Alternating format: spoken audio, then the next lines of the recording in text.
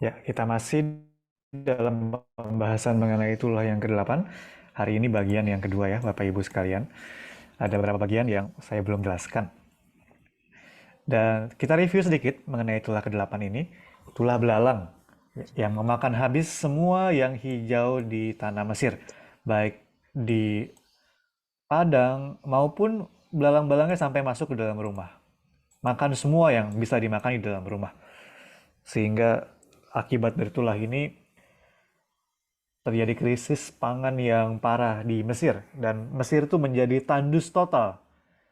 Tandus total. Jadi Tuhan sadarkan kepada umat Israel lewat tulah ini bahwa Mesir benar-benar adalah tanah yang harus mereka tinggalkan. Bukan lagi tanah yang subur. Ya. Kesuburan dan kejayaan Mesir seketika Tuhan kehendaki, maka itu semua akan hilang secara sekaligus, secara sekejap. Cara Tuhan bekerja sangat dahsyat sekali ya, seperti itu. Dan di dalam tulah yang ke-8 ini juga satu hal khusus adalah Firaun dia bernegosiasi kepada Musa. Oke, boleh pergi, tapi siapa aja yang pergi? Hanya laki-laki yang boleh pergi. Tapi lewat negosiasi ini dinyatakanlah kehendak Tuhan bahwa untuk pergi beribadah kepada Tuhan, Tuhan mengkehendaki semuanya. Laki-laki, perempuan, tua, muda, sampai ke segala ternak mereka, atau dengan kata lain segala milik mereka, itu harus dipergunakan untuk menyembah Tuhan, untuk beribadah kepada Tuhan. Lalu tulah belalang juga disertai dengan gelap gulita, ya, karena belalangnya begitu banyak menutupi tanah Mesir, dan juga adanya angin timur yang membawa belalang itu datang. Angin timur. Angin timur, belalang, dan gelap gulita. Ya, ini satu paket istilahnya. Nah, belalang ini juga muncul di kitab Wahyu. Kita lihat di pelajaran sebelumnya mengenai apa itu belalang. Belalang ini, angin timur dan kegelapan itu menjadi alat untuk penghakiman yang daripada Tuhan, yaitu pada penglihatan Yusuf tentang kelaparan besar yang akan melanda dunia, yang membawa kekeringan atau kelaparan tersebut adalah angin timur. Lalu Tuhan juga pernah berkata lewat penulis Mazmur di Mazmur 48 ayat 7 atau ayat 8, angin timur adalah alat yang Tuhan pakai untuk memecahkan kapal Tarsis. Lalu terhadap umat Tuhan sendiri, Tuhan mengerahkan angin timur, penghakiman berupa Babel dan Asyur. Babel yang menghancurkan kerajaan Yehuda Selatan, dan Asyur yang menghancurkan kerajaan Israel Utara. Ya, jadi semuanya seperti alat-alat penghakiman Tuhan yang Tuhan pakai. Tapi kuasa yang ada pada mereka itu adalah kuasa yang sementara. Kelihatan nggak ya tulisan saya? Kelihatan. Ya, soalnya pulpen saya lagi habis baterainya. Itu adalah kuasa yang sementara dan setelah penghakiman itu dilaksanakan, semuanya Tuhan singkirkan, yaitu mereka semua mati di Laut Teberau. Ya. Artinya, meskipun akan ada kuasa-kuasa yang Tuhan pakai untuk penghakiman di hari akhir, yang seperti belalang-belalang, belalang yang menghabiskan semuanya tanpa tersisa sedikit pun, ya, bangsa-bangsa ketika menjajah atau menindas itu benar-benar tidak menyisakan apa-apa kan, seperti mengambil semuanya. Tapi meski ada kuasa demikian, kita harus sadar bahwa pertama, kuasa itu adalah kuasa yang Tuhan izinkan, dan itu adalah kuasa yang ketika Tuhan kehendaki, maka itu semua akan habis lenyap dalam seketika. Ya, seperti kerajaan Babel juga. Begitu hebatnya, begitu berjayanya, tapi ketika waktunya genap, maka kerajaan itu pun hancur. Asyur juga sama. Ya. Nah, itu menunjuk kepada hal-hal fisik yang Tuhan pakai untuk menghakimi bahkan umatnya juga, ya. Ketika umatnya itu berkeras dan berbalik daripada Tuhan. Nah, itu sampai pelajaran yang kita pelajari sampai minggu lalu. Nah, sekarang kita akan belajar bahwa belalang ini bukan hanya menunjuk kepada bangsa-bangsa fisik atau kuasa-kuasa yang secara fisik. Kalau di zaman sekarang kita kepikiran kan, oh Rusia, oh Cina, ya, bangsa yang tidak yang tidak mengakui Tuhan dan menggunakan segala cara sepertinya untuk menguasai dunia dan lain sebagainya. Tapi kita harus lihat bukan hanya hal-hal fisik seperti demikian. Ya memang lewat hal fisik kita perlu berwaspada, perlu berjaga-jaga. Tapi lewat itu kita ditarik untuk memperhatikan hal-hal yang rohani, hal-hal yang di dalam hati kita. Nah, kita akan melihat mengenai rohani, ya, penghakiman rohani. Nah, kita lihat dulu sifat belalang. Belalang di Wahyu pasal 9 memiliki ekor yang menyengat. Nah, tentang ini bisa dibacakan Ibu Heni, dibuka di Alkitab, Wahyu 9 ayat 10. Wahyu 9 ayat yang ke-10. Berbunyi demikian ya.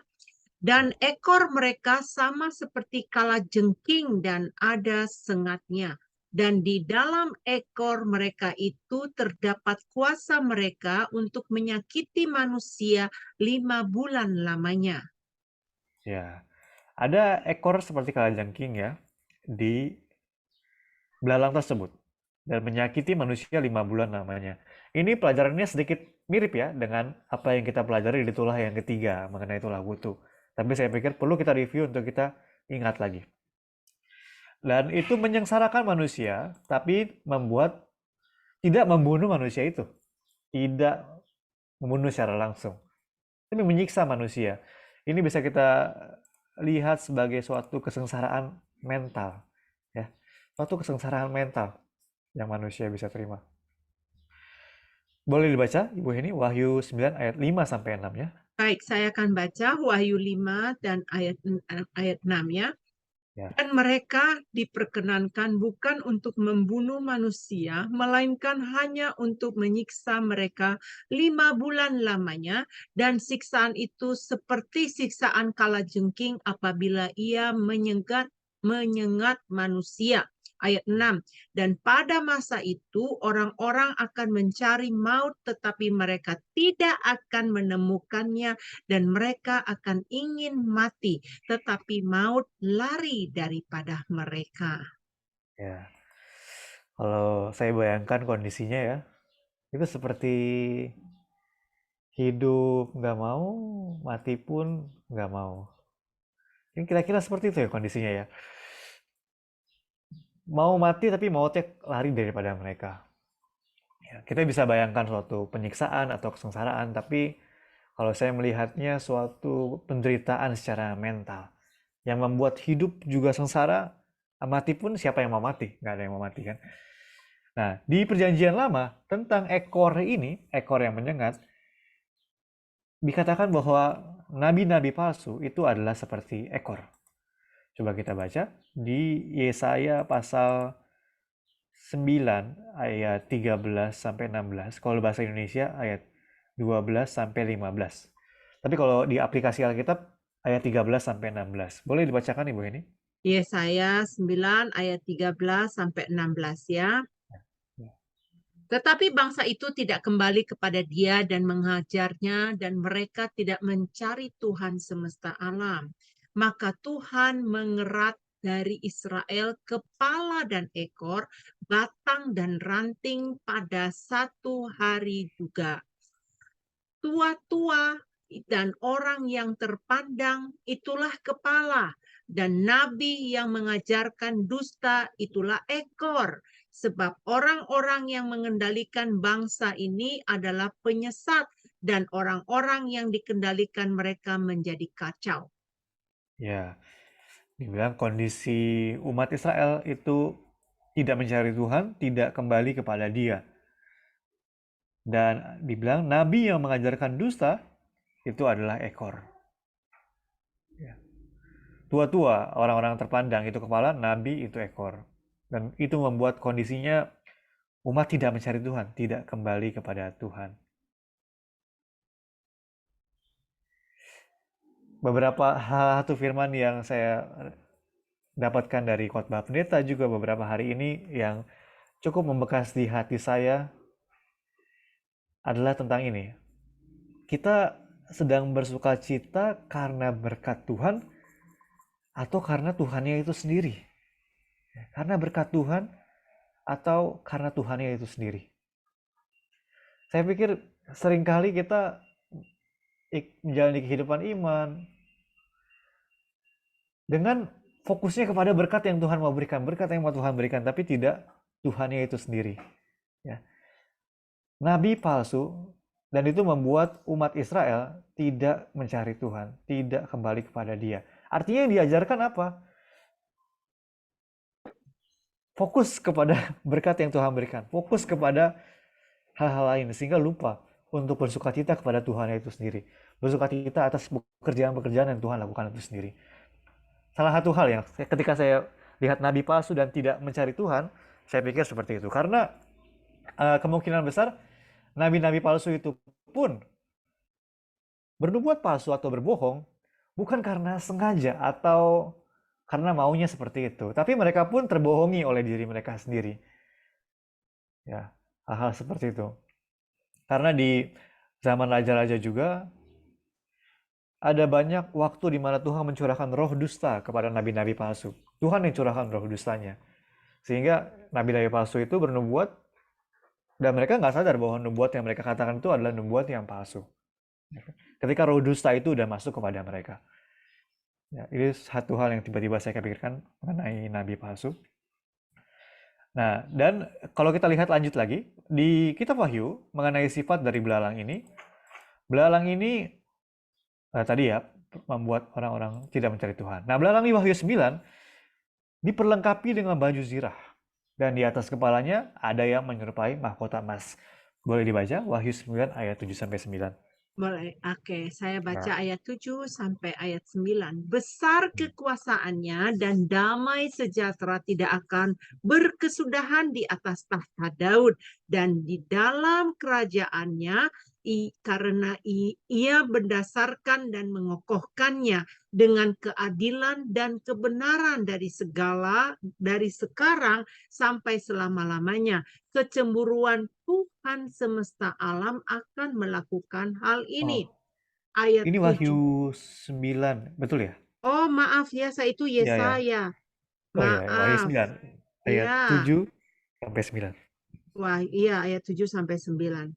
Dan Ya. rupa belalang-belalang itu sama seperti kuda yang disiapkan untuk peperangan dan di atas kepala mereka ada sesuatu yang menyerupai mahkota emas dan Ya. muka mereka sama seperti muka manusia dan rambut mereka sama seperti rambut perempuan dan gigi mereka sama seperti gigi singa dan dada mereka sama seperti baju jirah dan bunyi sayap mereka bagaikan bunyi kereta-kereta yang ditarik banyak kuda yang sedang lari ke medan peperangan. Ya. Dada mereka seperti baju zirah ya. Artinya seperti diperlengkapi untuk suatu peperangan, gagah. Dan di atas kepalanya ada yang menyerupai mahkota emas. Ya, mahkota kan menyimbolkan kuasa, ya, kepemimpinan. Emas. Emas itu menyimbolkan sejati, ya, tidak membusuk. Ya. Tapi ini bukannya emas beneran, tapi menyerupai. Ya, sekali lagi, menyerupai mahkota emas. Makanya kita katakan bahwa ini adalah rupa nabi palsu di akhir zaman. Sepertinya menampakkan kuasa, membawa kuasa, tapi ternyata itu palsu. Itu hanya mirip, menyerupai. Ya. Dan nabi palsu ini membuat, tadi kan, sifat belalang adalah membuat manusia tersiksa secara mental.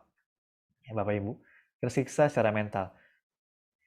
Kenapa nabi palsu ini belalang yang kita disimbolkan nabi palsu? Kenapa itu membuat manusia tersiksa secara mental? Nah, kalau jawabannya adalah itu menaburkan keserakahan kepada manusia. Keserakahan kepada manusia. Kalau kita lihat di Wahyu 9 ayat 1 sampai 3-nya, sekali lagi di situ muncul ada lubang jurang maut. Dan juga ada asap yang timbul dari lubang jurang maut itu sehingga membuat langit itu tidak bisa dilihat. Lubang jurang maut kalau dalam bahasa Inggrisnya adalah lubang yang tidak berujung. Dan ini mengingatkan kita kepada apa? Keserakahan manusia. Keserakahan manusia. Tidak ada habisnya, mau diisi oleh apapun, nggak akan penuh-penuh. Nggak ada dasarnya. Bahkan sudah memiliki seluruh dunia sekalipun, nggak penuh-penuh. Dan dari lubang jurang maut itu asap keluar. Asap keluar sehingga menutupi matahari, menutupi cahaya. Ketika manusia itu sedang dikuasai oleh keserakahan, berusaha untuk memiliki ini, memiliki itu tanpa ujung, maka kemuliaan Tuhan, pekerjaan Tuhan, kasih karunia Tuhan pun menjadi tidak terlihat. Begitu banyak kebaikan Tuhan menjadi tidak bisa manusia lihat. Yang manusia lihat apa? Hanya kurangnya aja, kurangnya aja. Ada, aku belum punya ini, aku belum punya itu. Kita lihat contohnya di Alkitab. Kenapa saya asosiasikan ini sebagai keserakahan? Ya, nabi palsu dan keserakahan. Kita lihat bagaimana setan bekerja ketika di Taman Eden kepada Hawa. Ya. Hawa, Tuhan kepada manusia, Adam dan Hawa, Tuhan telah mengaruniakan karunia yang sangat luar biasa. Ya, hikmatnya yang besar. Segala buah dalam pohon-pohonan itu boleh mereka makan buahnya. Mereka menikmati sukacita, damai, bersama-sama dengan Tuhan. Bisa melihat Tuhan dan bercakap-cakap dengan Tuhan. Hanya satu yang mereka tidak boleh lakukan, yaitu memetik dan memakan buah pohon pengetahuan baik dan jahat. Tetapi cara setan bekerja seperti apa? Meskipun mereka sudah punya segalanya, mereka dibuat fokus kepada apa yang mereka tidak punya. Satu hal yang mereka tidak punya. 99 hal Tuhan telah berikan kepada mereka. Akhirnya apa? Mata perempuan hanya fokus kepada satu hal itu yang dia tidak punya. Dan dia merasa dia harus punya hal itu juga. Dengan segala macam visi yang sepertinya baik. Ya, oh buah itu membawa pengertian, baik untuk dimakan. Sampai akhirnya apa? Dikuasai oleh keinginan itu, melanggar perintah Tuhan, akhirnya maut datang. Sangat tragis sekali, dan seperti itulah cara setan bekerja. Di padang gurun, umat Israel juga sama. Ya, mereka sudah dikeluarkan oleh Tuhan dari perbudakan Mesir yang sangat berat 400 tahun lamanya. Mereka telah disertai oleh pekerjaan Tuhan, rupa-rupa pekerjaan Tuhan di padang gurun. Ada tiang awan, ada tiang api, ada mana yang keluar, laut merah dibelah di hadapan mereka. Tapi ada, kalau di dalam konteksnya padang gurun, ada orang-orang bajingan, istilah bahasa Indonesianya, di antara orang-orang Israel. Dan mereka itu membuat orang Israel itu kangen lagi kepada Mesir, rindu kepada Mesir. Mereka terus mengeluh, mengeluarkan komplain. Sehingga orang-orang Israel apa? Meskipun mereka sudah menerima segala kebaikan Tuhan di padang gurun, mereka lupa semua itu, mereka hanya fokus kepada apa yang mereka nggak bisa dapatkan, yaitu segala kenikmatan yang mereka bisa dapatkan di Mesir. Mungkin satu ayat ini boleh dibaca. Keluaran 14 ayat 11, Ibu ini. Keluaran 14 ayat 11. Keluaran 14 ayat yang ke-11 yang berbunyi Ya. demikian. Dan mereka berkata kepada Musa, apakah karena tidak ada kuburan di Mesir, maka engkau membawa kami untuk mati di padang gurun ini? Apakah yang kau perbuat ini terhadap kami dengan membawa kami keluar dari Mesir? Ya, begitu baiknya Tuhan bawa mereka keluar dari Mesir, begitu baiknya Tuhan menyertai mereka di padang gurun. Ya meskipun ada kelaparan, ada kehausan sekali-sekali, tapi itu adalah untuk menguji mereka kan, untuk menimbulkan iman pada mereka.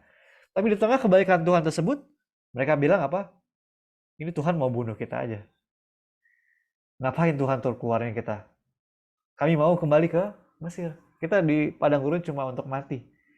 Ya, kata-kata seperti ini bukan hanya di Kejadian 14 ayat 11 saja, tapi di sepanjang kehidupan padang gurun mereka terus melontarkan keluhan seperti demikian, melupakan semua kebaikan Tuhan. Jadi meskipun mereka ada di padang gurun, dalam pernyataan Tuhan Immanuel, mereka pikir mereka apa? Sengsara. Ya. Tragis sekali kan, Bapak Ibu. Meskipun ada dalam rencana penyelamatan Tuhan, pekerjaan Tuhan yang sangat luar biasa, ketika keserakahan itu ditaburkan oleh iblis, Di posisi berkat tersebut mereka merasa apa?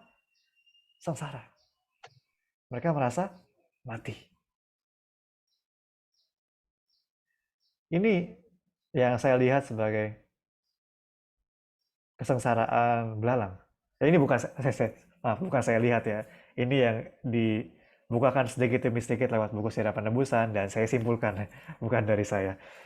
Ini yang seperti kesengsaraan belalang di hari akhir. Dan inilah kesengsaraan di atas kesengsaraan. Kalau kondisi kita memang sengsara secara fisik, lalu kita bilang kita sengsara di hadapan Tuhan, ya itu mungkin masih mending. Tapi kita lihat, ini Hawa di Taman Eden, di tengah segala berkat. Umat Israel di padang gurun, di tengah segala berkat Tuhan juga. Mereka merasakan kesengsaraan demikian. Ketika mereka merasakan kesengsaraan demikian. Ketika kesengsaraan itu masuk. Satu hal ini perlu kita camkan Bapak Ibu. Makanya Alkitab katakan di Yakobus 1 ayat 14 sampai 15. Boleh dibacakan Ibu ini? Yakobus 1 ayat 14 sampai 15 ya. Ya. Apabila seorang dicobai, janganlah ia berkata, pencobaan ini datang dari Allah. Sebab Allah tidak dapat dicobai oleh yang jahat. Dan ia sendiri tidak mencobai siapapun. Tetapi tiap-tiap orang dicobai oleh keinginannya sendiri, karena ia diseret dan dipikat olehnya. Dan apabila keinginan itu tetap dibuai, ia melahirkan dosa. Dan apabila dosa itu sudah matang, ia melahirkan maut. Ya. Tuhan nggak mencobai, manusia dicobai oleh keinginannya sendiri. Diseret, dipikat oleh keinginan itu. Dicobai. Aduh, susah. Kehidupannya rasanya berat, gelap, dan lain sebagainya. Karena apa? Keinginannya sendiri. Keinginan yang telah ditaburkan oleh setan kepada manusia. Dan akhirnya itu melahirkan maut.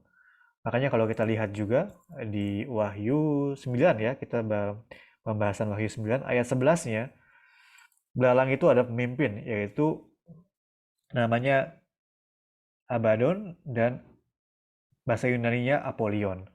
Abaddon dan Apollyon. Kalau kita lihat arti katanya itu adalah kehancuran, kerusakan. Ya, kehancuran, kerusakan atau kebinasaan, maut, ya. Persis seperti apa yang dikatakan di Wahyu 1 ayat 14 sampai 15 ini. Ya, yang memimpin belalang itu adalah ini atau dipimpin ke sini. Dan jika manusia itu diseret oleh keinginannya, maka akan melahirkan maut. Dibawa kepada maut. Ya. Jadi di akhir zaman, satu hal yang sangat kita perlu hati-hati adalah akan nabi-nabi palsu yang menanamkan keserakahan. Dan itu membuat manusia itu menjadi sengsara. Nah, contohnya seperti apa? Ini sangat sensitif dan sangat subjektif. Jadi saya tidak bisa bahas contoh-contohnya seperti apa, karena perkumpulan Bible Study kita ini juga adalah perkumpulan antar gereja kan. Tapi satu hal yang kita perlu ingat adalah kita harus selalu memiliki hati nurani yang berjaga-jaga terhadap keserakahan ini. Dan kiranya kita pun mengarah untuk bersukacita dan bersyukur bukan kepada berkat yang Tuhan berikan. Yaitu itu pun bersyukur, tapi kiranya fokus kita tidak ke situ, tapi bersukacita atas Tuhan itu sendiri, atas pekerjaan-pekerjaan yang dilakukan, atas penyelamatan yang telah Dia lakukan atas kita. Ya itulah salah satu untuk kita bisa tidak hanyut dalam benih-benih keserakahan yang setan hendak taburkan di hari akhir. Lalu, nah kenapa kesengsaraan ini penting juga? Sedikit review ya, dalam 10 perintah juga. Perintah pertama adalah tentang jangan ada Allah lain. Perintah ke-10 yang terakhir adalah tentang jangan mengingini milik sesamamu. Ya, perintah pertama, jangan ada Allah lain. Di Perjanjian Baru dikatakan keserakahan itu sama dengan penyembahan berhala. Jadi 10 perintah dimulai dengan jangan serakah secara rohani dan diakhiri juga jangan serakah. Sepenting itulah, seberbahaya itulah dosa keserakahan, dan kiranya kita yang hidup di hari akhir berjaga-jaga terhadap dosa keserakahan yang bisa menyengsarakan manusia bahkan di tengah-tengah posisi berkat sekalipun. Nah, sekarang kita akan melihat bahwa Ini tulah belalang ya, tulah belalang, memakan habis segalanya. Tapi ada yang terluput dari tulah belalang ini, yaitu orang-orang yang dimateraikan. Orang-orang yang dimateraikan bisa terluput dari kesengsaraan belalang di hari akhir, di Wahyu pasal 9. Kita akan melihat sekarang mengenai materai Allah. Materai Allah. Hanya yang terima materai ini yang terluput. Apa itu materai? Terlebih dahulu kita lihat apa itu materai. Pertama, materai itu menunjuk kepada suatu keaslian. Keaslian. Surat-surat di zaman kuno, di zaman dulu, itu menggunakan materai ini yang biasanya dari cap ya, dari suatu bahan yang cair tapi bisa menjadi padat, lalu itu menjadi materai di surat untuk menunjukkan bahwa surat itu asli. Ya. Capnya itu yang menandakan, ya cap itu biasanya hanya dimiliki oleh raja atau dimiliki oleh menteri. Ya. Kalau di zaman sekarang kita pun pakai materai, tapi materainya udah berubah bentuknya, 10.000 gitu materai. Untuk menyatakan bahwa dokumen itu asli, ya kita tanda tangan di atasnya. Nah seperti itu, ada orang yang dimateraikan Allah di hari akhir, dan itu menunjukkan bahwa mereka adalah umat Tuhan yang sejati. Hamba-hamba Tuhan, lebih tepatnya hamba-hamba Tuhan yang sejati atau yang asli. Kenapa asli itu penting? Karena ada yang palsu. Akan ada umat Tuhan yang asli, ada umat Tuhan yang palsu. Di dalam perumpamaan Tuhan mengenai akhir zaman, ada perumpamaan tentang gadis bijaksana dan gadis yang bodoh. Artinya ada yang benar-benar berkualifikasi, ada yang tidak. Lalu ada juga perumpamaan tentang hamba yang setia dan hamba yang tidak setia. Ada juga kambing dan domba. Ada gembala yang sejati, ada gembala yang palsu. Ya, jadi ada yang asli, ada yang palsu. Maka kita pun melihat hal ini, apakah kita harus menjadi takut? Bukan menjadi takut ya, tapi menjadi berjaga-jaga. Oh, apakah aku sedang menjadi hamba-hamba Tuhan? Menjadi umat Tuhan yang asli atau palsu di akhir zaman? Karena ada yang palsu. Dan tanpa sadar kita bisa menjadi yang palsu. Maka kita harus berjaga-jaga. Lalu, materai menunjuk kepada otoritas. Ya, otoritas. Nah, di zaman dulu, materai itu yang tadi dipakai untuk mencap ini ya, cap surat ya, itu biasanya diukirkannya pada cincin atau kalung atau tongkat juga ada, ya, tongkat kecil, tongkat raja. Ya, itu menunjukkan kuasa atau otoritas. Dan cincin itu atau kalung itu bisa diberikan kepada orang yang raja percaya untuk menjalankan otoritas raja. Contohnya siapa Bapak Ibu yang kita lihat di Alkitab menerima cincin materai raja? Itu adalah Yusuf ketika menjadi mangku bumi di Mesir. Ya, dia menerima otoritas itu. Ya, kuasa yang begitu besar dari raja, dia terima. Ya. Nah, seperti demikian juga orang yang menerima materai Allah adalah orang yang benar-benar menerima kuasa daripada Allah. Kita bisa baca ini di Kisah pasal 1 ayat 8. Boleh dibacakan Ibu ini? Oleh Kisah saya 1 ayat 8. ya. Ya. Kisah Para Rasul 1 ayat yang ke-8 berbunyi demikian.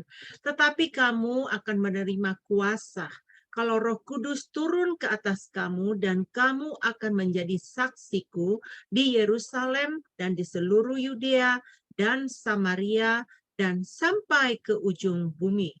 Ya. Kuasa, ya.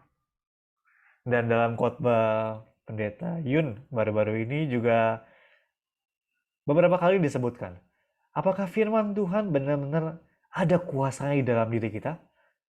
Bekerja di dalam diri kita? Menghasilkan sesuatu dalam diri kita? Kalau tidak, kita harus introspeksi diri kita. Karena itu satu hal yang sangat penting dan krusial. Firman harus masuk di dalam kita dan harus menampakkan kuasanya bekerja lewat masing-masing kita. Ya, kalau enggak, kita harus introspeksi. Dalam satu khotbah Pendeta Yunko, kalau tidak bekerja, artinya masih ada berhala dalam hati kita. Makanya kuasa firman itu tidak bisa bekerja. Nah, kita baca, lalu bagaimana agar kuasa atau otoritas firman itu bisa bekerja dalam diri kita? Ada satu kuncinya yang Alkitab katakan di 1 Tesalonika 2 ayat 13. Boleh dibaca, Ibu ini?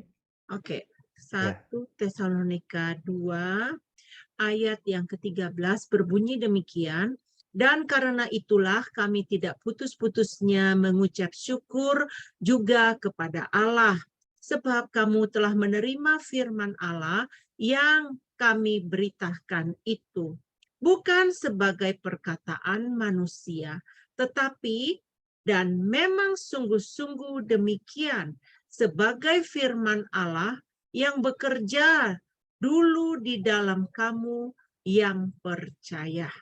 Ya, ya, penting sekali ya untuk kita menerima firman Tuhan bukan sebagai perkataan manusia, tapi sungguh-sungguh sebagai firman Tuhan.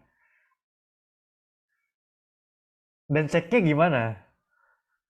Kadang kita pikir, oh saya terima firman Tuhan sebagai firman Tuhan kok. Seberapa kita menghargainya? Seberapa kita berusaha untuk mendalaminya? Seberapa kita hormat ketika menerima firman itu? Dengan cara mencatat, dengan cara memperhatikan dengan sungguh-sungguh, dengan merenungkannya lagi dalam kehidupan kita. Itulah parameter-parameter yang bisa kita lihat apakah kita sedang menerima firman Tuhan sebagai perkataan manusia yang sekali dengar lalu lewat atau sebagai firman Tuhan. Ketika kita terima sebagai firman Tuhan, kita harus selalu merenungkannya sungguh-sungguh dan terima sungguh-sungguh. Berusaha untuk nggak mau kehilangan itu, nggak mau kelewatan hal itu. Ya, dengan begitu baru kuasa Tuhan akan bisa bekerja lewat kita. Lalu yang ketiga, materai itu menunjuk kepada suatu perlindungan. Perlindungan. Dimateraikan artinya jelas. Itu ini berhubungan dengan yang keempat, kepemilikan. Maaf, ya. Dimateraikan artinya jelas bahwa ini adalah milik Tuhan. Ini adalah milik raja atau milik siapa. Dan dengan demikian maka apa?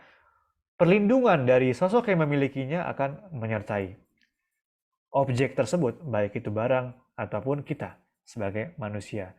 Ketika kita dimateraikan Tuhan, perlindungan Tuhan akan ada pada kita. Makanya di Wahyu pasal 9 dan juga di Wahyu pasal 7 kita lihat orang yang memiliki materai Tuhan itu akan bisa terluput dari kesengsaraan. Karena apa? Ada perlindungan Tuhan pada mereka. Oke, ini sekilas mengenai materai ya, sifat-sifat materai itu apa.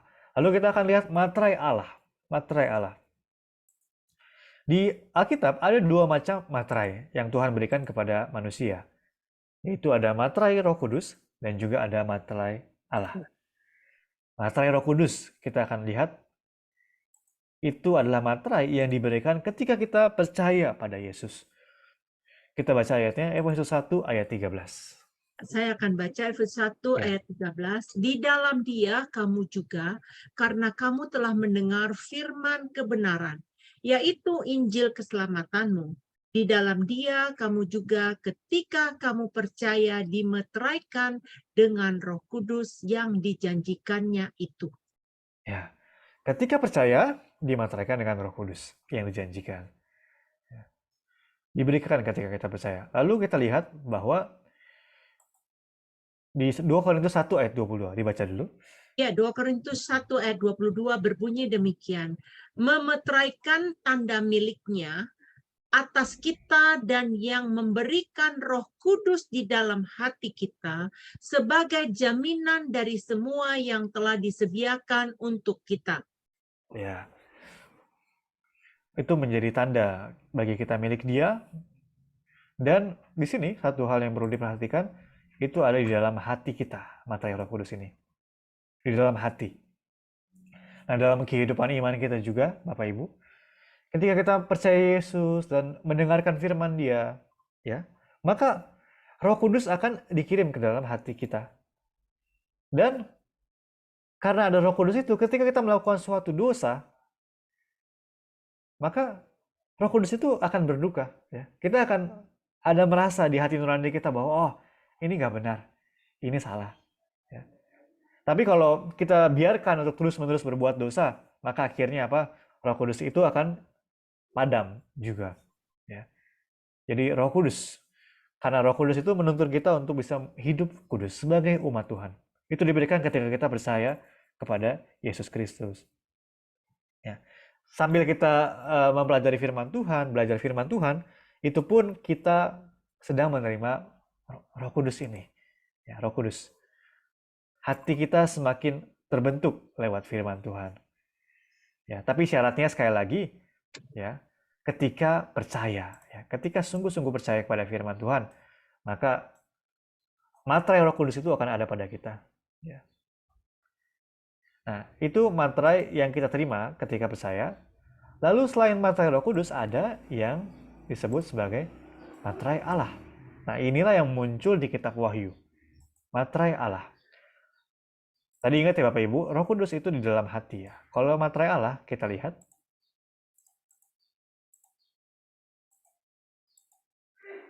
Itu diberikan di dahi dan kepada hamba Allah. Boleh dibaca ayatnya Ibu ini, Wahyu 7 ayat 3. Baik, saya akan baca Wahyu 7 ayat yang ketiga berbunyi demikian. Katanya, janganlah merusakkan bumi atau laut atau pohon-pohon sebelum kami memeteraikan hamba-hamba Allah kami pada dahi mereka. Ya, di sini hamba Allah dimateraikan di dahi dan yang dimateraikan adalah hamba-hamba Allah. Dan yang menerima materai ini dikatakan bahwa jumlahnya adalah 144.000 di Wahyu 7 ayat 4. Boleh dibacakan Ibu ini? Wahyu 7 ayat 4 berbunyi Ya. demikian, dan aku mendengar jumlah mereka yang dimeteraikan itu 144.000 yang telah dimeteraikan dari semua suku keturunan Israel. Ya. Di sini ada begitu banyak pandangan mengenai 144.000, tapi kita bisa melihat 144.000 ini bukan menunjuk kepada angka fisik atau orang Israel secara fisik. Ya, kenapa? Karena di Perjanjian Baru sudah dinyatakan bahwa keturunan Israel yang sejati itu bukanlah Israel yang jasmani, yang fisik, tapi Israel rohania. Kita baca Galatia 3 ayat 29, Ibu ini. Ya. Galatia 3 ayat 29. Galatia 3 ayat 29 yang berbunyi demikian. Dan jikalau kamu adalah milik Kristus, maka kamu juga adalah keturunan Abraham dan berhak menerima janji Allah. Ya, di dalam Kristus kita adalah keturunan Abraham yang berhak menerima janji Tuhan. Ya, maka bukan lagi orang ketika setelah perjanjian baru, ketika disebut orang Israel, umat perjanjian, orang Yahudi, bukan lagi menunjuk kepada yang fisik, tapi keturunan-keturunan rohani. Lalu, ini ada di mana mengenai 144.000 ini, dan yang dimateraikan, kita bisa lihat di Wahyu 7, Wahyu 9, dan Wahyu 14. Wahyu 7, Wahyu 9, dan Wahyu 14. Ya, di Wahyu 7 ada pemateraiannya. Di Wahyu 9, nah itu yang kita bahas tentang belalang, tapi ada yang selamat atau yang terluput, yaitu orang-orang yang dimateraikan. Dan lebih jelas mengenai 144.000 ini ada di Wahyu pasal 14. Ya, Wahyu 7, Wahyu 9, dan Wahyu 14. Nah, kita akan melihat materai ini seperti apa. Materai Allah ini yang penting untuk melalui waktu akhir. Ya. Kita lihat. Ya, dimateraikan di dahi. Dahi ini menyimbolkan apa? Dahi itu menyimbolkan pikiran. Kalau di hati itu lebih menyimbolkan perasaan, kalau di dahi itu menyimbolkan pikiran atau intelektual. Artinya, ketika materai Tuhan dimateraikan di dahi, pikiran-pikiran atau gagasan kita dipenuhi dengan firman Tuhan. Semuanya berlandaskan dengan firman Tuhan. Ini satu hal yang penting, Bapak Ibu. Kita percaya kepada Tuhan tidak cukup dengan hanya perasaan kita. Oh, saya mau percaya Tuhan. Saya percaya Tuhan. Terus terbawa oleh perasaan. Tidak sepenuhnya bisa seperti itu saja. Tapi apa? Pikiran kita pun harus memahami firman Dia. harus memahami pekerjaan Dia seperti apa, kehendaknya seperti apa. Itulah yang Tuhan kehendaki bagi kita di hari akhir ini. Firman Tuhan bukan lagi, oh firman pendeta aja yang mengerti firman Tuhan, kita nggak ngerti, kita ikut-ikut aja. Nggak bisa seperti itu. Umat Tuhan di hari akhir, karena begitu banyak nabi-nabi palsu, begitu banyak kesengsaraan, begitu banyak gelombang, semua umat Tuhan harus benar-benar memahami firman Tuhan di pikiran mereka, di dalam kepala mereka. Karena Tuhan menghendaki kita untuk menjadi serupa dengan Kristus. Kita baca ayatnya, Roma 8 ayat 29, Ibu ini. Iya, Roma 8 ayat 29 ya. Sebab semua orang yang dipilihnya dari semula, mereka juga ditentukannya dari semula untuk menjadi serupa dengan gambaran anaknya, supaya ia, anaknya itu, menjadi yang sulung di antara banyak saudara. Ya, Tuhan ingin menjadikan kita serupa dengan Dia ya. Dan di Efesus 4 ayat 13 juga dikatakan kepada kita harus bertumbuh sampai kepenuhan Kristus. Nah, boleh baca Ibu ini? Ya, Efesus 4 ayat yang ke-13 berbunyi demikian. Sampai kita semua telah mencapai kesatuan iman dan pengetahuan yang benar tentang anak Allah, kedewasaan penuh dan tingkat pertumbuhan yang sesuai dengan kepenuhan Kristus. Ya. Bertumbuh sampai kepenuhan Kristus itu harus menjadi sikap kita. Ya, sebagai umat Tuhan. Kita tidak boleh berpuas di dalam iman, di dalam pengenalan kita akan Tuhan yang saat ini saja. Kenapa seperti itu? Kenapa itu harus menjadi sikap kita? Karena kalau kita lihat di Yohanes 16 ayat 25. Kita baca dulu, Ibu ini, Yohanes 16 ayat 25.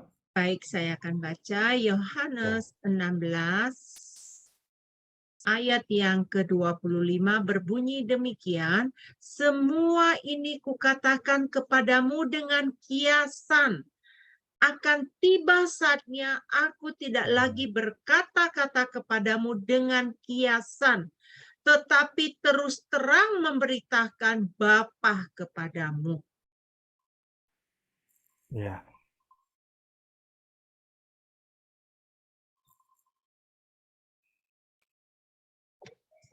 Mana ini? Pak Diarta? Oh, maaf, suara saya dengarnya agak putus-putus. Kalau Saya sinyal ulangin saya lagi ya. ternyata nggak bagus, tolong kasih tahu ya. Ya. Internetnya mungkin ada masalah. Oke. Bagus kok, bagus. Bagus, oke. Sekarang saya online nggak ya? Ya, kedengaran, Pak. Sekarang Kedengaran. Halo? Halo?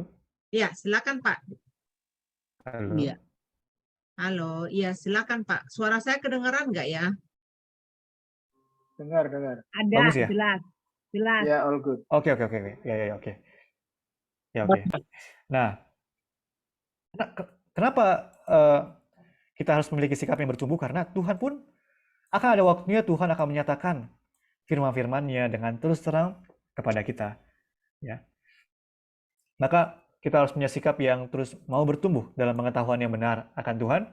Ya. Dan pada akhirnya kita pun bisa disingkapkan lagi tentang Bapa, tentang kehendak Tuhan semakin jelas ya, di hari akhir.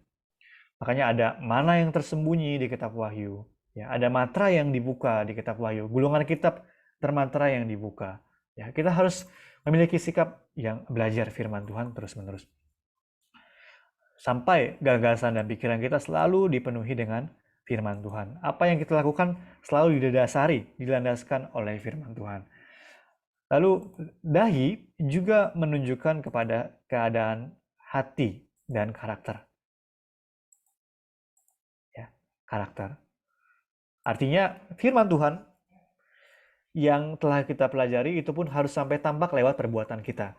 Karena gagasan dan pikiran kita dipenuhi oleh firman Tuhan. Jadi bukan hanya di kepala saja, tapi sampai ke karakter, kepada perbuatan kita. Dan yang ketiga, tanda di dahi itu juga menyimbolkan imam, khususnya imam besar ya. Kalau kita lihat di Keluaran 39 ayat 30, boleh dibaca Ibu ini? Iya, Keluaran saya 39 ayat 30. 39 ya. Ya. Ayat 30. yang berbunyi demikian.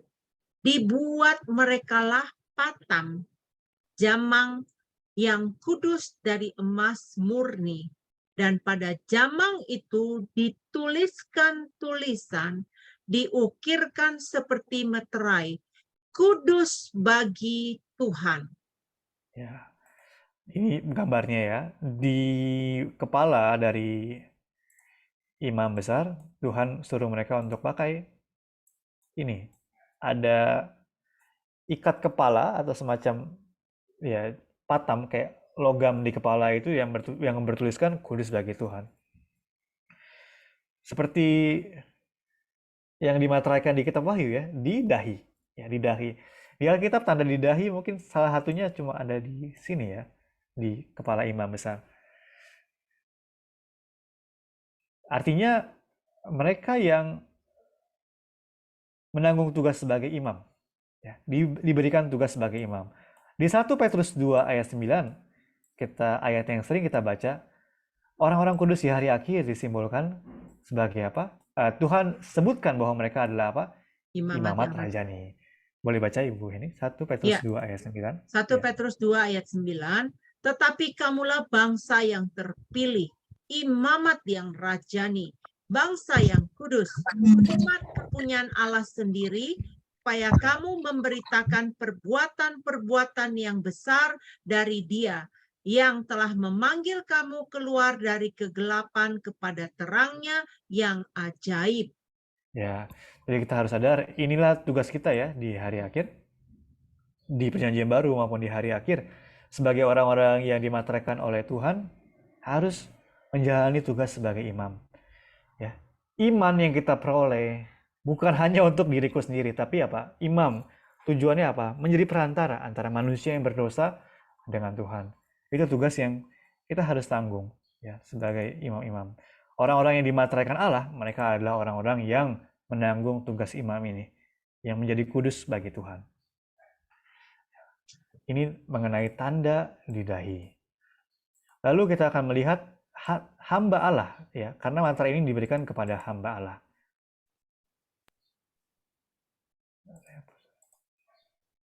Ya. Wahyu 7 ayat 3. Nah, siapa hamba-hamba Allah? Siapa hamba-hamba yang berkenan kepada Allah? Ya. Pertama, mereka adalah orang-orang yang melayani Tuhan dengan setia, tanpa mengharapkan imbalan dan pujian. Lukas 17 ayat 10. Boleh dibaca Ibu ini? Oke, saya akan cari Lukas 17 ayat yang ke-10 berbunyi demikian. Demikian jugalah kamu. Apabila kamu telah melakukan segala sesuatu yang telah ditugaskan kepadamu, hendaklah kamu berkata, kami adalah hamba-hamba yang tidak berguna. Kami hanya melakukan apa yang kami harus lakukan. Ya, ini sikap hamba yang Yesus bilang berkenan kepada Tuhan kan? Kembali ke pelajaran kita yang di awal tadi, apakah kita sedang bersuka cita karena Tuhan atau karena berkat Tuhan? Karena kalau kita sedang bersuka cita karena berkat Tuhan, apalagi hanya karena berkat Tuhan kita bersuka cita, hanya karena imbalan kita bersuka cita, maka kita tidak bisa menjadi hamba yang berkenan kepada Tuhan. Dan lewat itu, roh keserakahan juga bisa masuk. Nah, kita diingatkan lagi bahwa apa? Harus bisa melihat tugas kita sebagai apa yang memang harus kita lakukan. Dan ini tentu tidak mudah. Ini tentu tidak mudah Bapak Ibu. Untuk, saya lakukan ini itu. Itu memang sebagai sesuatu yang harus saya lakukan. Itu memang tidak mudah. Tapi apa? Lewat kita, saya pun pribadi sedikit demi sedikit lebih merasakannya lagi. Bahwa lewat belajar firman Tuhan, lewat mengikuti firman Tuhan, melakukan pekerjaan-pekerjaan yang dikehendakinya, lama-kelamaan bisa sadar bahwa, apa yang Tuhan perintahkan kepadaku ini memang adalah apa yang terbaik bagiku. Meskipun itu tampaknya sebagai suatu kesengsaraan atau penderitaan, itu adalah yang terbaik bagi kita. Maka kita lakukan. Kita lakukan juga bukannya, saya lakukan ini supaya Tuhan berikan saya ini, itu, enggak. Tapi dengan sadar bahwa itulah yang baik. yang Tuhan perintahkan untuk saya lakukan, dan itulah yang membawa hal yang baik bagi saya, sebagaimana mestinya. Ya, untuk itu makanya harus dahi kita, kepala kita harus dipenuhi dengan wawasan kita terhadap pekerjaan Tuhan, terhadap Tuhan. Untuk kita bisa bersyukur terhadap Tuhannya itu sendiri, bukan kepada berkat yang Tuhan hendak berikan. Lalu, mereka melayani dengan setia, tanpa mengharapkan imbalan. Lalu, hamba adalah yang kepada hamba Allah adalah yang bisa dipercaya oleh Sang Tuhan. Nah, sosok hamba yang sangat berkesan di Alkitab adalah hamba Abraham, yaitu Eliezer, yang muncul di Kejadian 15 ayat 2 dan Kejadian 24 ayat 1 sampai 4. Kepada Eliezer ini, Abraham sangat percaya sampai-sampai untuk mencarikan istri bagi anaknya Ishak, anak yang akan mewariskan perjanjian Tuhan lewat keturunan secara fisik. Abraham suruh Eliezer untuk mencari pasangan. Sebegitulah Abraham sangat percaya kepada Eliezer, dan kita bisa melihat betapa Eliezer ini setia dan sangat tulus bekerja untuk Abraham di sepanjang kehidupan dia. Dan sangat paham hati Abraham juga seperti apa. Makanya Abraham tahu, meskipun dia kutus, dia pasti akan melakukan sesuai dengan kehendakku. Eliezer ini juga ketika melakukan tugasnya, dia bisa menjelaskan keluarga Abraham dengan sangat baik. Sangat mengenal keluarga Abraham itu seperti apa. Oh, Tuhan panggil Abraham itu bagaimana prosesnya, Tuhan menyertai Abraham di sepanjang hidup Abraham. Seperti apa prosesnya? Eliezer dia tahu semuanya itu dengan jelas. Dan dia sampaikan kepada orang tua dari Ribka yang dipinang bagi Ishak. Ya. Nah, kita pun seperti itu. Ya. Kita harus menjadi hamba-hamba Tuhan yang bukan hanya lakukan apa yang disuruh, tapi memahami Allah, memahami Bapa, memahami kehendak Bapa, memahami riwayat perbuatan Bapa kita dengan benar-benar jelas. Maka kita akan bisa menjadi hamba-hamba Tuhan yang setia, yang Tuhan bisa percaya kita. Ya. Bukannya Tuhan was-was kepada kita, tapi Tuhan bisa percaya kepada kita. Lalu Paulus juga menyebut dirinya sebagai hamba Kristus, hamba Yesus Kristus. Yesus bilang kita adalah anak-anak Allah dan lain sebagainya. Ada status sebagai anak Allah, diangkat sebagai anak Allah. Tapi kita harus sadar bahwa ketika kita bekerja untuk Dia, mengabdi untuk Dia, kita harus memiliki sikap hamba yang rendah hati, yang setia. Ya, seperti itu juga Paulus nyatakan diri dia hamba Kristus Yesus. Paulus yang bekerja begitu banyak di zaman Perjanjian Baru. Dia memiliki sikap yang rendah hati demikian. Dan sikap yang penting juga sebagai seorang hamba adalah memiliki hati Yesus yang berbelas kasihan. Berbelas kasihan terhadap jiwa orang-orang yang berdosa. Nah, ini satu ayat yang menarik, Yehezkiel 9 ayat 3 sampai 4. Boleh dibaca Ibu Heni, Yehezkiel 9 ayat 1 sampai 4. Yehezkiel 9 Ayat 3 sampai 4. 3 sampai 4 ya, berbunyi demikian.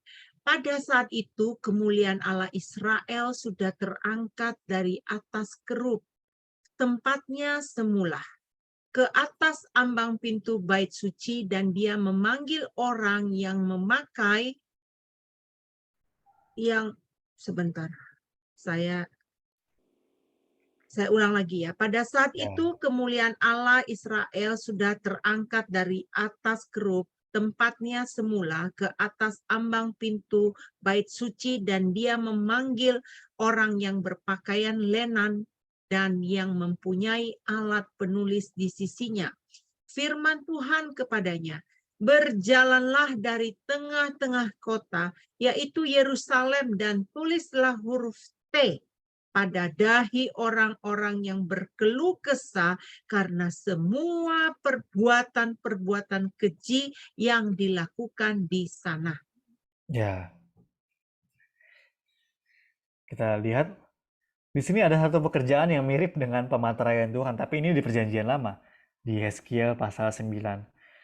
Dan kepada orang-orang yang berkeluh kesah karena segala perbuatan-perbuatan keji yang dilakukan di sana, Tuhan suruh kasih materai, kasih tanda di dahi mereka. Ya. Berkeluh kesah, artinya apa? Di sini mereka merasa berbelas kasihan. Mereka tidak bisa tenang terhadap orang-orang yang melakukan dosa-dosa itu. Merasa sakit hatinya ketika melihat orang-orang lain yang berdosa dan ingin agar mereka berbalik dari dosa-dosa mereka. Akhirnya apa? Menanggung tugas sebagai imam, ya, yang berusaha memperdamaikan orang kepada Tuhan. Kalau kita lihat Nuh juga menanggung tugas yang sama. Henok yang diubah juga menanggung tugas yang sama. Yaitu apa? Mereka berseru atas kedurjanaan orang-orang di zaman mereka masing-masing. Ya, atas kejahatan orang. Kita kembali lagi ke slide-nya. Ya, seperti demikian kita pun, jika kita ingin menjadi hamba Allah yang menerima materai-materai Tuhan, hamba Allah yang sejati, kita pun harus memiliki hati yang berbelas kasihan seperti demikian. Ya, bukannya berpartisipasi dalam dosa yang semakin meluap di hari akhir, tapi apa? Harus bisa menangis atas itu, mengerang, dan menyesali dosa itu. Seperti semua nabi-nabi di perjanjian lama juga sama.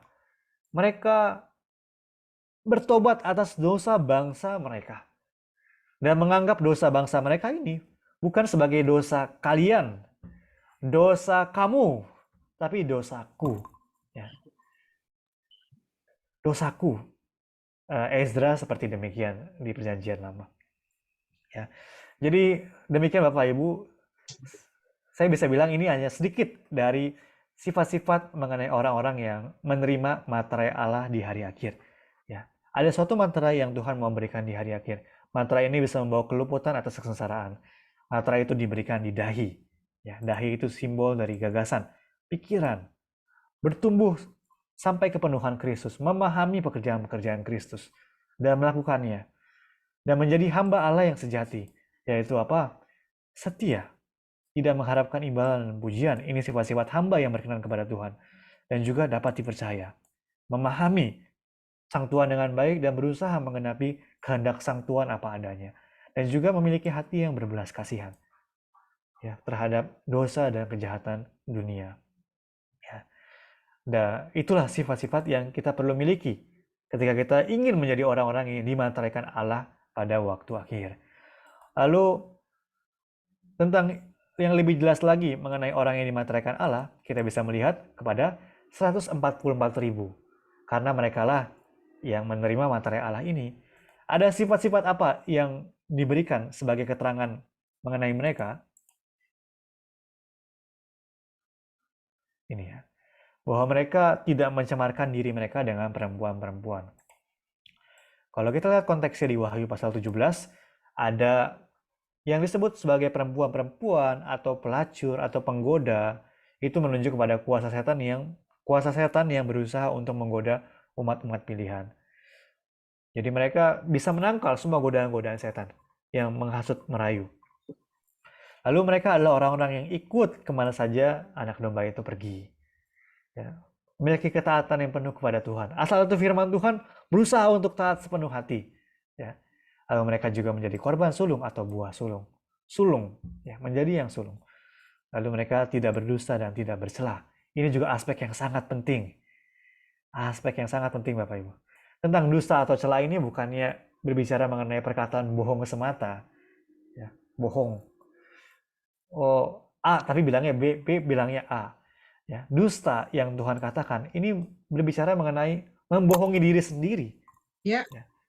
Membohongi diri sendiri. Kalau kita lihat di penjelasan mengenai hukum Taurat perintah ke-7 atau 8, jangan berdusta, maaf saya lupa angkanya. Dusta yang paling mendasar yang manusia lakukan adalah merasa diri tidak berdosa. Merasa diri sudah benar. Ya. Nah, kita sebagai orang-orang yang mau dimateraikan oleh Tuhan, kita harus selalu mengintrospeksi diri kita dan rendah hati di hadapan Tuhan. Bahwa kita lemah. Kita tidak lepas dari berdosa lagi setiap harinya. Walaupun berusaha untuk tidak. Dan kita memerlukan Tuhan. Lalu niat hati kita, intensi hati kita juga harus kita renungkan ulang. Oh, saya lakukan pelayanan saya terhadap Tuhan untuk apa? Saya melakukan keputusan saya untuk kehidupan saya ini, itu. Untuk apa? Sebenarnya untuk apa? Kita harus pikirkan ulang sehingga kita tidak terbohongi oleh diri kita sendiri. Berpikir bahwa kita melakukan pekerjaan Tuhan, Padahal kita hanya sedang mengikuti hawa nafsu kita. Ya, itu tentang tidak berdosa dan tidak bersalah, lalu menyanyikan nyanyian baru. Ya. Tentang nyanyian baru ini singkatnya adalah, mungkin kalau di kesempatan berikutnya kita bahas lebih detail, tapi singkatnya adalah mengerti firman baru yang Tuhan berikan, menjadi suatu nyanyian baru. Karena ini diasosiasikan dengan nyanyian Musa, nanti mungkin di pelajaran berikutnya kita bisa belajar mengenai nyanyian Musa ini. Nah, jadi demikian Bapak Ibu. Mohon maaf, sebenarnya pelajaran ini sebenarnya sangat panjang, tapi saya padatkan. Jadi mungkin ada beberapa bagian yang bingung atau contohnya seperti apa, sedikit kebayang. Ya, tapi saya hanya jabarkan konsepnya di Alkitab dan ayat-ayat Alkitabnya. Bapak Ibu bisa sambil menjalani kehidupan bergereja, kehidupan sehari-hari, bisa renungkan kembali firman ini, dan semoga bisa semakin mengerti ya, semakin kita melihat fenomena-fenomena yang ada di dunia ini. Dan inilah rahasia untuk kita bisa menjadi orang-orang yang menerima materai Allah di hari akhir. Jadi kesimpulannya Bapak Ibu, semoga kita pun di hari akhir ini kita terbangun secara rohani. Kita berusaha untuk terus bertumbuh sampai kepenuhan Kristus. Kita berusaha untuk mempelajari firman Tuhan, juga menanti penyingkapan-penyingkapan firman-Nya dibukakan bagi kita, ya. Dan dengan demikian barulah, meskipun ada tulah belalang, malapetaka belalang di hari akhir yang menyiksa, yang menyengsarakan jemaat kudus, kita bisa terluput. Hati nurani kita bisa terjaga. Karena apa? Kita bisa mengerti kehendak Tuhan, dan kita meskipun di posisi berkat, kita tidak sengsara, maka kita bisa bersungguh-sungguh bersyukur atas Tuhan itu sendiri, bukan atas berkat-Nya.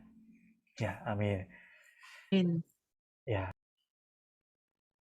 Kita mulai kembali ya, pelajaran udah selesai seperti yang saya katakan tadi. Untuk minggu depan kita akan masuk ke dalam tulah yang ke-9, yaitu tulah gelap gulita. Nah, sekarang saya akan memberikan kesempatan kepada Bapak Ibu untuk bertanya.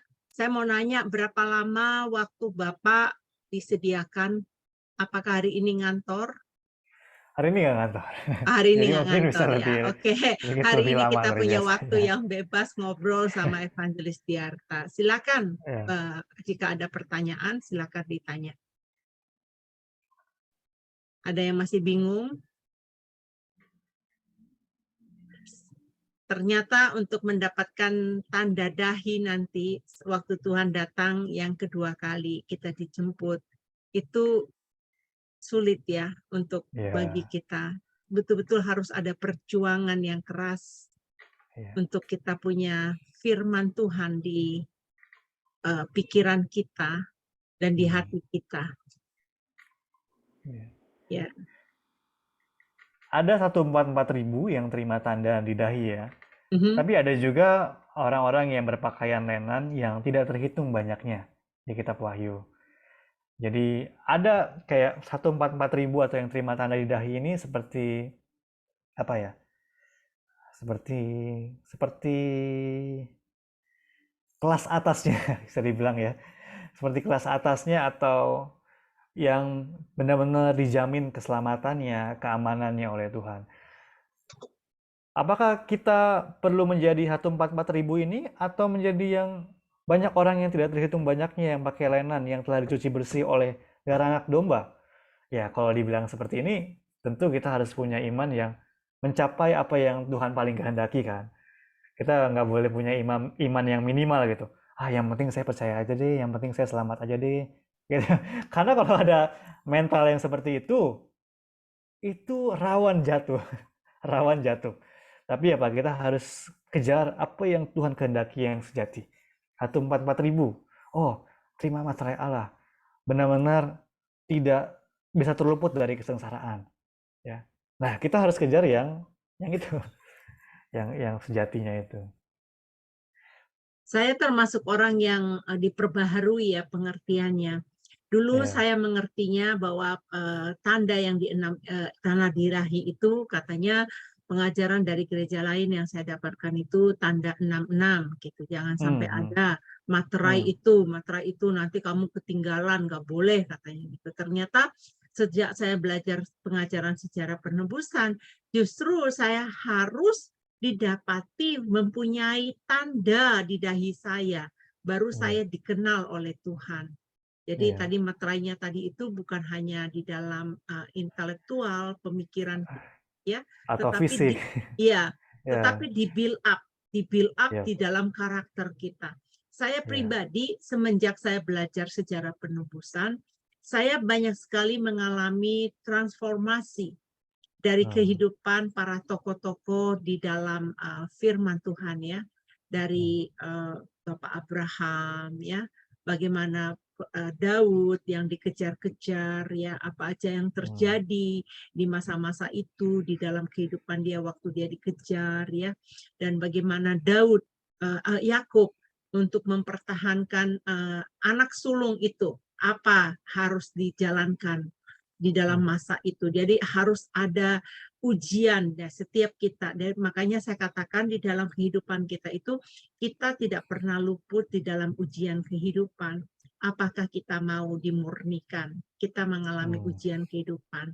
Nah, itu yang membuat saya mengikuti pelajaran sejarah penebusan itu sangat luar biasa ya, bukan hanya mengenal sejarahnya, tetapi hmm, di dalam pelajaran sejarah penebusan ini saya mengalami pembentukan karakter. hmm, Jadi saya mau meninggalkan, kayak contoh, hmm, Abraham itu dipanggil keluar dari Ur Kasdim. Ur Kasdim tempat berhala. Jadi saya tuh harus juga meninggalkan Ur Kasdim saya. Ur Kasdim hmm, saya itu yaitu dunia saya ini yang saya merasa nyaman, yang hmm, Tuhan benci, yang Tuhan enggak inginkan. Jadi saya harus transform, harus keluar dari sana. Dan saya harus pegang janji-janji yang Tuhan berikan kepada Abraham, itu juga berlaku buat saya. Jadi hmm, janji itu juga saya akan aku ambil seperti terutama janji anak sulung. Janji anak sulung iya, itu kita akan diberkati secara jasmani dan secara rohani. Itu setiap orang-orang, setiap kita itu harus kita punya, harus kita miliki. Benar nggak, Pak hmm, ya, Diarta? betul, betul. Ya, saya Ayo juga, silakan ya, ya silakan nggak Pak. apa, Mm-mm. ya nggak apa. Yang lain mungkin kalau ada yang mau Ya, sharing atau yang bertanya. ya. Adakah yang kira-kira apa namanya yang dapat diberkati atau ada pertanyaan dari pelajaran tulah tadi, silakan. Saya udah buka loh mute-nya loh, bisa Hmm, bicara loh. Ini Pak Humisar ini sedang membaca buku yang ke-1 sekarang. Dia hmm, membeli buku banyak, dia banyak bagikan kepada hamba-hamba Tuhan. hmm. Pak Humisar jadi Iya, berkat. masih belum sempat bacanya dicicil, Bu. Saya bosan. Dicicil, ya. Ya. Ini keluar dari apa namanya pertanyaan ya. Saya seingat saya ya Pak ya. Eh, Ya, saya mau bertanya mengenai Uria. Uria hmm, itu kan sampai orang yang setia sekali ya. Dia hmm, menyampingkan kebutuhan pribadinya sehingga dia mau berkorban di dalam tugasnya, di dalam militernya. Kemudian yang akhirnya di dalam uh, di Matius atau di Lukas itu ya, silsilah Yesus ya, sampai disebutkan namanya ya dari Uriah ya, dia ini. hmm. Berarti betapa pentingnya itu. Apakah di dalam pengajaran sejarah penebusan, saya kan nggak pernah tahu, apakah Uriah ini terdapat pernah melakukan kesalahan? Apakah dia pernah melakukan kesalahan? Maksud Ibu itu Uriahnya suaminya Betseba itu. Iya, betul. Oh, itu dari apa? Keturunan akhirnya ke Tuhan Yesus itu. Betul. Betul. Dia bukan keturunan langsung atau nenek moyang langsung dari Yesus, tapi masuk namanya ke dalam silsilah Yesus di Matius pasal 1. Begitu ya Bu Heni ya. Iya, betul. Dia Karena masuk.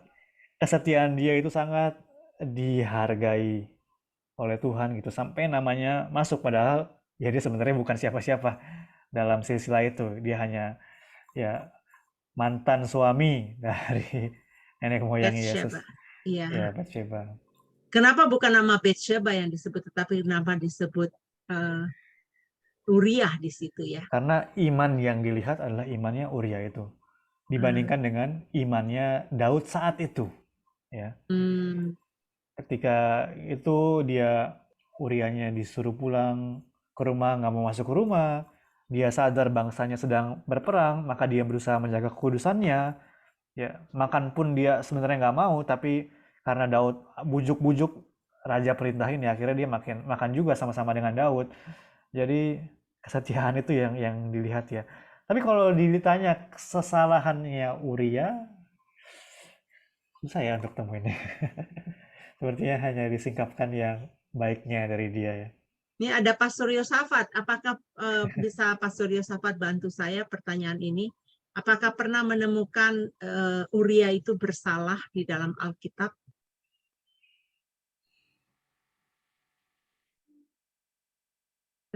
Pastor Yosafat nggak monitor ya? Ya udah nggak apa-apa, nanti disampingkan. Saya nanti bisa nyusul nanyanya kepada Evangelis Diarta. Masih adakah pertanyaan yang ingin ditanyakan mengenai pelajaran hari ini? Tapi kalau saya lihat ya, mengenai Uria itu juga sebenarnya mirip dengan kejatuhan Adam juga sebenarnya. Adam itu dia kan jatuh waktu dia nggak sama-sama dengan Hawa. Hawa ketika sendirian dibujuk oleh ular lalu jatuh. Benar, Hawanya jatuh maka Adam pun jatuh. Nah, ini bukan saya benar-benar bandingkan satu sama lain ya, cuma saya kepikiran gitu, satu hal kepikiran bahwa salah satu kesalahannya Adam adalah dia tidak mengajarkan firman Tuhan dengan baik kepada Hawa, istrinya. Sehingga Hawa itu nggak memiliki keyakinan yang benar terhadap firman Tuhan dan tergoda oleh setan. Nah, sangat disayangkan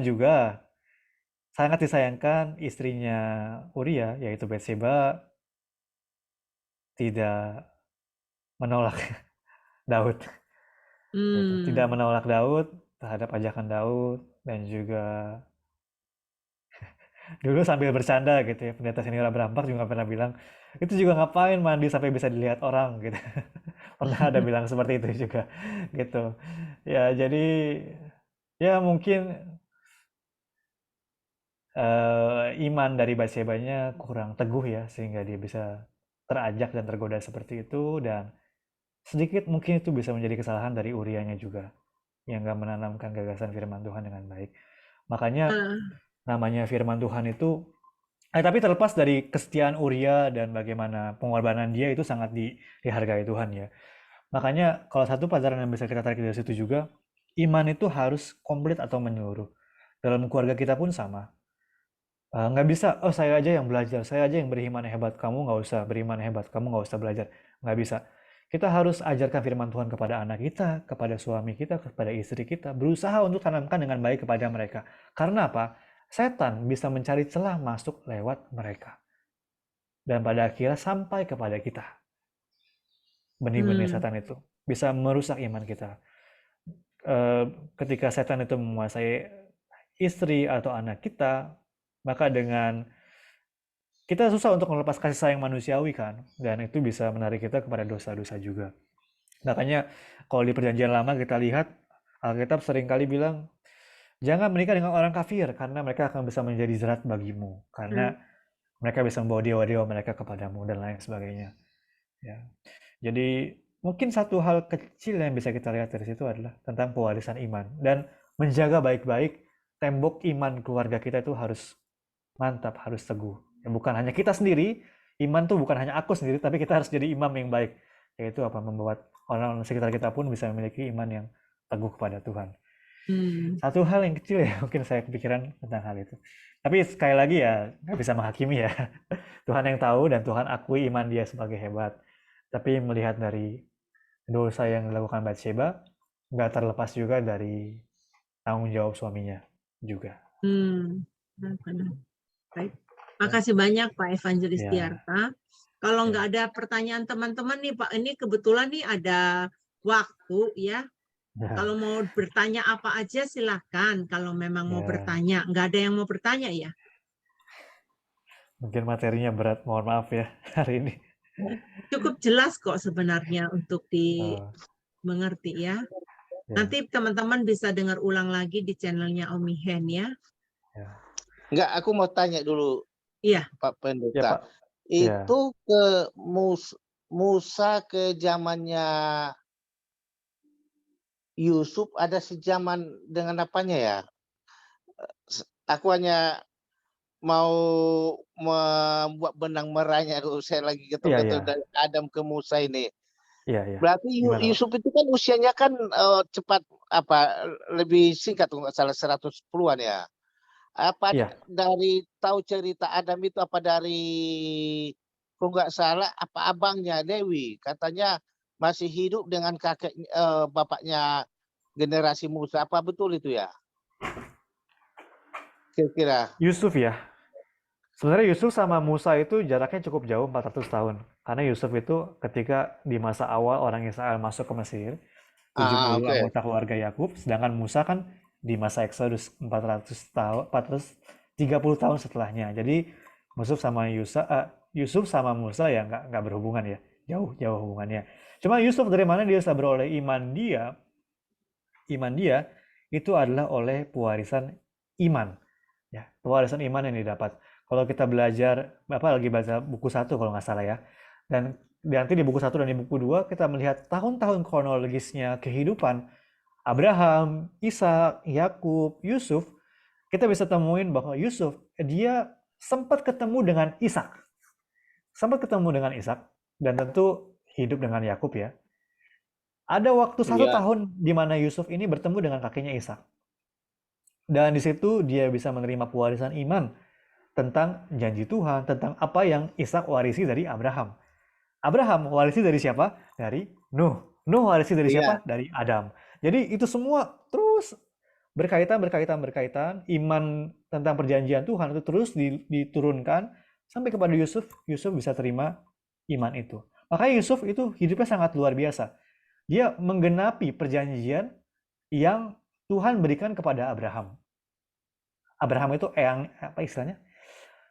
Buyut ya. Bapaknya kakek dia kan Ishak. Sebentar, saya perlu coret-coretan ya biar jelas ini Ya, karena agak Abraham. rumit. Sebentar Pak ya. Nah, ini ada. Saya coret-coret sedikit ya karena menarik. Nah, kalau kita lihat Abraham, Ishak, Yakub, Yusuf. Yusuf. Nah, 4 Yes. generasi kan. Yusuf ini dia benar-benar mewarisi janji Tuhan dengan sangat luar biasa. Kenapa saya bilang begitu? Tuhan berjanji kepada Abraham bahwa orang Israel akan diperbudak selama 400 tahun lamanya di bangsa asing. Akan keluar dan kembali ke tanah Kanaan ya, yang Tuhan telah janjikan kepada mereka. Dalam generasi yang keempat, Tuhan bilang, 4 generasi mereka akan kembali. 400 tahun.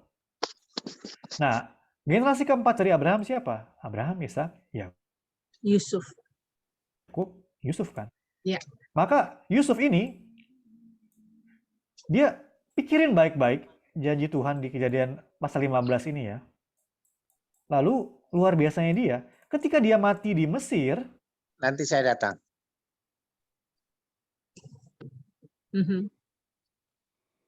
Ya, silakan.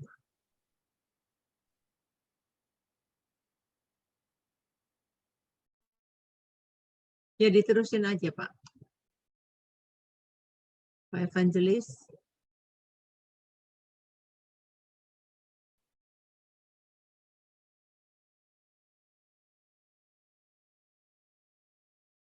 Ini kenapa ya, ini Pak Evangelis Diarta, monitor. Gangguan internet kali. Gangguan internet lagi ya. Barangkali Iya. ya. Sabar ya teman-teman ya. Bu Eni mau nanya. Iya. Nitip ya. Iya. Di mohon maaf, terputus internetnya. Nggak Kita nyatu, kembali sorry lagi. tadi. Kembali lagi ya. Tunggu. Pak Halo. Haryanto sebentar ya, biar Pak ini nyambung dulu ya Pak Haryanto ya. Ya, ya. Oke, Silakan. silakan. Ya, harusnya bisa balik ke Mesir. Bisa balik ke Kanaan. Tapi dia bilang, dia mau dikuburkan di Mesir aja. Dimumikan, bukan dikubur ya, dimumikan. Lalu nanti, ketika Tuhan perhatikan kalian, baru ketika kalian keluar dari Mesir ini, bawalah tulang-tulangku. Lewat wasiat terakhir Yusuf yang demikian, akhirnya perjanjian Tuhan di Kejadian 15 itu digenapi apa adanya. Yaitu apa? Ketika tulang Yusuf dibawa ke Kanaan, akhirnya Yusuf dikuburkan di Kanaan. Nubuat bahwa generasi keempat akan kembali ke Kanaan digenapi. Lalu nubuat 400 tahun orang Israel akan diperbudak di Mesir juga digenapi. Dan adanya tulang Yusuf di Mesir itu menjadi suatu kekuatan iman bagi keturunan-keturunan Israel di Mesir. Ketika mereka melihat tulang Yusuf, mereka ingat apa? Oh, Mesir bukan kampung halaman kita. Kita punya kampung halaman yang sejati di tanah Kanaan. Karena 400 tahun di Mesir itu lama loh, waktu yang sangat lama. 400 tahun, ya lama. Tapi karena ada tulang Yusuf di Mesir yang menyertai orang Israel secara mental ya, secara rohani, akhirnya orang Israel ingat, oh kami punya tanah Kanaan di tanah Kanaan. Punya tanah yang sejati di sana. Mesir bukan tanah kami. Dan setelah waktu Tuhan melawat mereka, mereka keluar dari Mesir. Ya, jadi Yusuf punya iman yang begitu hebat. Dari mana? Dari mewarisi iman. Mewarisi perjanjian Tuhan dari Abraham. Abraham mewarisi dari Nuh. Nuh mewarisi dari Adam. Ya, begitu Pak. Gini Pastor, halo. Ya. Saya sebenarnya kalau dari Yusuf ke Adam saya sudah jelas. Cuma yang dari Yusuf ke Musa ini benang merahnya. Kalau katanya si Lewi saudaranya masih sejaman dengan kakek atau generasi bapaknya Musa, lupa saya itu. Oh, apa iya. betul ya? Ya, Musa kan keturunan Lewi. Ya, Musa keturunan Lewi kan. Lewi ini ya saudaranya Yusuf. Jadi hubungannya seperti itu kalau secara darah ya. Ya. Jadi hubungannya seperti itu. Musa keturunan Lewi. Lewi ini adalah saudaranya dari Yusuf ya. 12 anak Yakub kan. Lalu imannya Yusuf terwariskan sampai kepada Musa lewat apa? Lewat tulang-tulang dia tetap ada di Mesir, nggak dibawa ke Kanaan dulu, nggak dibawa dulu ke Kanaan, tetap tinggal sama orang Israel di Mesir. Begitu Pak. Oke. Itu benang merahnya antara Musa dan Yusuf. Jadi imannya tetap diwariskan meskipun 400 tahun berlalu. Nah, iman orang Lewi juga hebat, Pak Pemirsa. Iman orang Lewi juga hebat. Itu satu pelajaran tentang iman orang Lewi. Kan mereka dikutuk ya, oleh Yakub, mereka nggak terima pusaka. Karena mereka menyalahgunakan sunat untuk membantai orang-orang Sikem yang memperkosa Dina. Mereka terima kutuk dari Yakub gitu. Terkutuklah Lewi dan Simeon karena amarah mereka, bla bla bla bla. Nggak ada berkatnya. Tapi akhirnya orang-orang Lewi ini bertobat, sungguh-sungguh bertobat. Sampai akhirnya ketika ada kesempatan untuk berdiri di pihak Tuhan, berdiri di sisi Tuhan, mereka pakai kesempatan itu dengan baik dan mereka dipulihkan. Menjadi suku pelayan di Bait Suci, suku imam, dan pusaka mereka adalah Allah sendiri. Nah, ini pelajaran ini sangat menarik dan sangat memberikan harapan. Itu hebatnya orang-orang Lewi. Ada pewarisan iman juga yang terjadi di dalam suku Lewi sampai kepada Musa. Oke, terima kasih. Ya, tadi ada Pak Haryanto, Reinhard, tolong Pak dibuka mic-nya.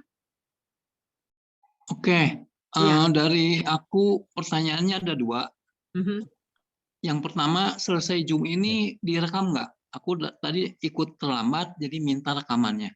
Oke, nanti saya kasih ya. Ada juga 8 channel yang siarkan. Nanti ada juga di channel saya. Bapak ada di grup mana ya? Saya lupa. Di WAFM 24 jam kan?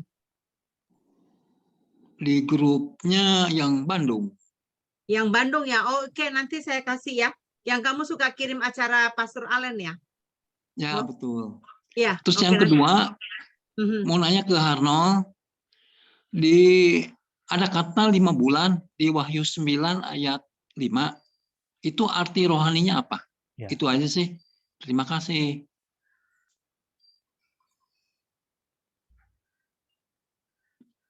Tentang 5 bulannya kayaknya saya perlu cari referensinya dulu, Pak ya. Saya belum bisa bahas detail soal hal itu. Tapi saya nggak mau jawab sembarangan. Nanti saya cari referensinya, saya mantapkan dulu, baru nanti saya jawab. Nggak apa-apa ya? Mohon maaf. Oke, nggak Ya, apa-apa. ya. Terima kasih. Ya, baik. Ada lagi kira-kira? Kalau nggak ada lagi, kita selesaikan aja ya.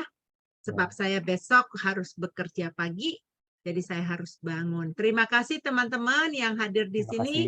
Jangan lupa untuk kembali lagi untuk minggu depan kita berkumpul bersama belajar lagi untuk tulai yang ke-9, yaitu gelap gulita. Percaya bahwa pasti akan diberkati. Ya, Amin. Tuhan memberkati.